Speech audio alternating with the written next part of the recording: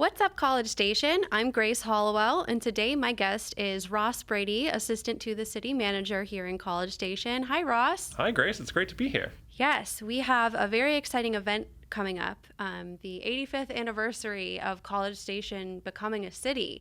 We have a lot of fun things planned to celebrate this anniversary.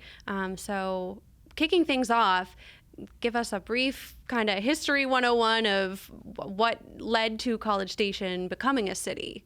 Absolutely. So, going back to the earliest days that we know, before recorded history, this area was inhabited by Native American tribes, the Wacos, Tonkawas, and Tawakonis. And then the Mexican government granted land to Richard Carter. He was the first recorded settler, and he brought his family and enslaved workers to the area. And then the city didn't emerge until the university was brought here. So Harvey Mitchell donated 2,400 acres of land to the state for the creation of what became Texas A&M University. And that was in 1871. There was no community here in College Station at the time, although Wellborn had began as a railroad camp for the railroad that was being constructed there. The city emerged kind of from the university there. So in the earliest days, all student housing and the vast majority of faculty housing was all on campus. There was the railroad depot on Wellborn Road, and then a small commercial area had grown up in what's Northgate today. And then the first residential neighborhood that came about before we incorporated was what is now known as Historic South Side, so the neighborhood just to the south of campus. And that development started in, I think, 1921 and opened up in 1923. They've actually just celebrated their 100th anniversary. Yes, it's very fascinating to look back at old photographs and looking at how much has changed since then. And it's definitely something worth celebrating. It really is. It's fascinating. And as far as cities go, we're very young, Yes. but when you see how much has changed in the area since then, like from those very rural beginnings to the rapidly growing area that we are today, it's fascinating. Yes. So let's talk about, with the anniversary celebration, what can people expect from this event? Right, so it's a birthday party, first and foremost. We are going to be unveiling something that I think is pretty cool. We've put together a somewhat three-dimensional history wall.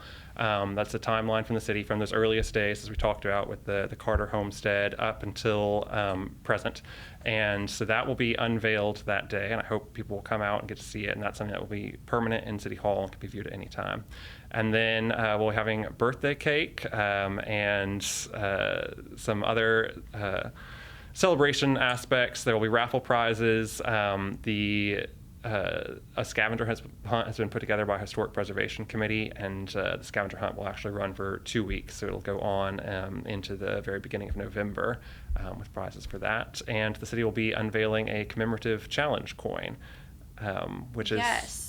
something we've done before for a couple of events. So we had one for our 75th anniversary, which looks like this. It was meant to look like a train ticket. Yes. So a rectangular shape as opposed to the round that you normally expect for a challenge coin. And then we've been doing one each year since we opened the new City Hall, and it's something we want to continue into the future. So starting in 2021 at the opening of City Hall, we have one where the back side of the coin shows City Hall, and then the front is the city seal. The front remains consistent every year. And then last year we partnered with the George Bush Foundation to create this one with the seal for the Bush Library. Yes, and I know the coins are always something that I look forward to seeing since I started here at the city. I think they're a fun thing that we can, have people collect. And it really does showcase the history of our city. And so the celebration is right here at City Hall. What time, what date? Mm-hmm.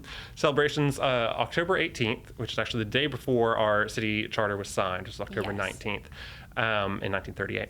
Our event will be on the 18th from 6 to 8 p.m. here at City Hall, 1101 Texas Avenue.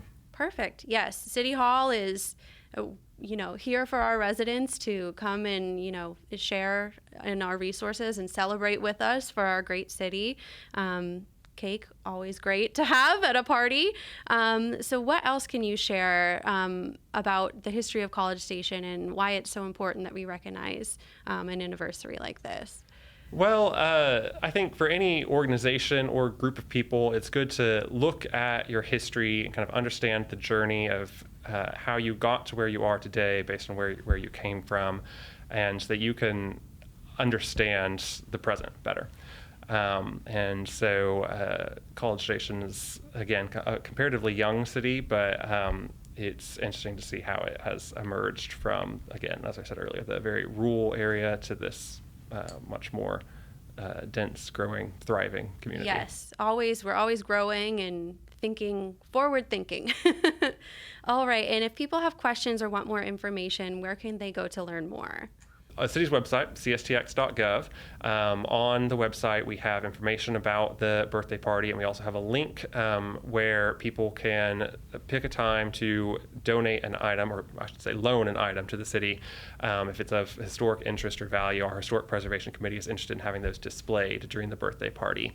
So they can contact Sherry Frisk through that link, and she will help them loan the item to the city. Yes, and that's another really unique thing too, is to kind of showcase as a community, like you can be involved in this celebration too. And I know people tend to keep things for generations that definitely deserve a spotlight.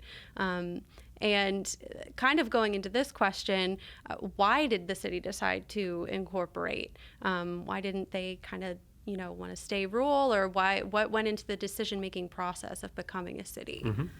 So the city chose to incorporate, or the community chose to incorporate, for the same reason a lot of cities do even today, which is utilities and services. Right. So when everything was on campus, all the housing was on campus. Obviously, the university provided its own water and electricity. The Corps of Cadets provided fire protection. But as things started to grow off campus, people needed those utilities. So that first subdivision, the historic South Side, the university partnered with that developer to provide the utilities to hook up their water system. And then the developer charged residents an annual fee for their use of that water system, and then garbage collection and streets. There was no police service, no fire, and the residents were responsible for building their own septic tanks.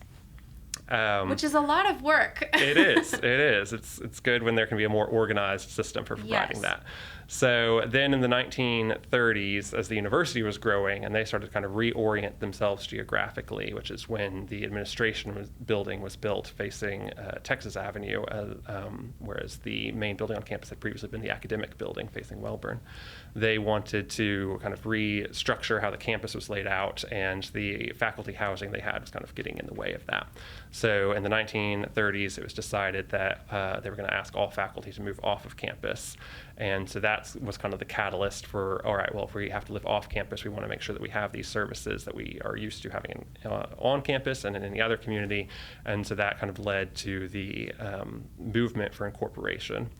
And then interestingly, the city of Bryan, which is a much older city, incorporated in the 1870s, I believe, they wanted to annex the city during this time period too, to annex the College Station. But they were limited by the amount of land you could annex in 1 year. There's a state law regulating that. And so they annexed as much as they could, which is what formed the modern day northern boundary of College Station, southern boundary of Bryan, right there along North Gate and Rosemary and Cooner Street. Yes, it's very interesting and important to look back to realize just how far we've come. Well, it's just fascinating. Those little things are what I love about history, right? Like the things that form these boundaries that we are still very much shaped by today, but that happened in these kind of like rapidly made decisions at the time. Yes. Well, very exciting. Happy 85th birthday to College Station. Happy birthday, College Station. Thank you for being here, Ross. Thank you, Grace. It's been great. And that's what's up.